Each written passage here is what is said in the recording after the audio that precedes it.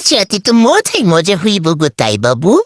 আজ পাশা খেলবো রে শাম। কি লজ্জা। চল এবার ঘর খুঁজতে যাই।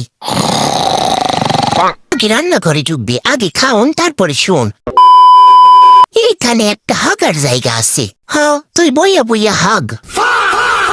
ফেসটা আগে দেখালুই। এই রুমটা ভালোই আছে, কিন্তু আমার টাইপ না। টাকার ঘর খুঁজতাছোস নাকি বিয়ার জন্য পাত্রী খুঁজতাছোস? আমার কি বিয়ে হবে না? বাবা আমার কি বিয়ে হবে না? হাতির মাংস আছে লুলুদার।